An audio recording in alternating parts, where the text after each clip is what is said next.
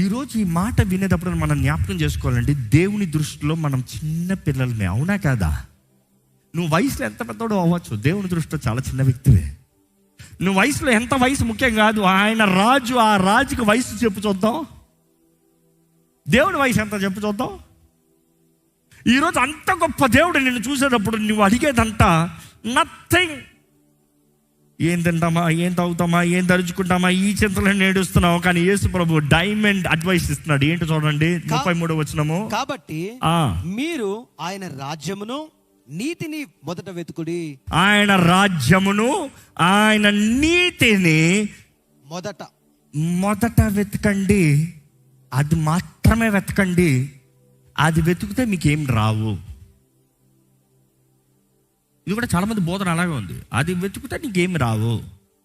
ఈ లోకంలో దేవుడు ఏమవ్వడు, చచ్చిపోతే పరలోకం ఇస్తాడు. పాప అజ్ఞానంలో బ్రతుకుతున్నారు చాలామంది. పాపం అలాంటి వారు దరిద్ర బ్రతుకుతున్నారు. God can't help them. It's not that he cannot, they don't want. Simple. What you believe is what you get. ఈరోజు చాలా మందికి సగం నాలెడ్జ్. యేసు ప్రభు చెప్తున్నాడు, నేను చెప్పే మాట కాదు, యేసు ప్రభు చెప్తున్నాడు. ఏమంటున్నాడు? All these things will be added అంటు థీ. అప్పుడు ఇవన్నీ మీకు అనుగ్రహింపబడు. అంటే ఏదంతా నువ్వు ఆశపడ్డావో, ఏదంతా నువ్వు కోరావు, నీ అవసరత అంతా ఏదుందో మన ప్రభు తీరుస్తాడా, తీర్చడా? ఆ ధైర్యాన్ని కలిగి ఉంటాడు. దయచేసి ఆయన నీతి, ఆయన రాజ్యాన్ని మొదట వెతకండి.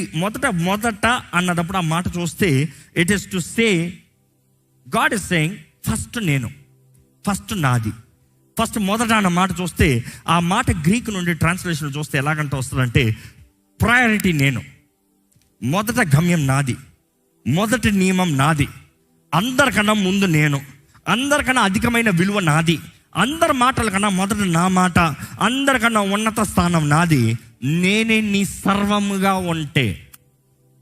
అదే మొదట అన్న మాటకి గ్రీక్లో ఉండే ట్రాన్స్లేషన్ చూస్తాం. మొదట వెతుకుతే అన్న మాట ఇంగ్లీష్లో ట్రాన్స్లేషన్ చూసినప్పుడు ఒక మాట ఎలా ఉంటానంటే, వెతుకువాడు కనుగొంటాడు. వెతుకుతామంటే ఏంటి?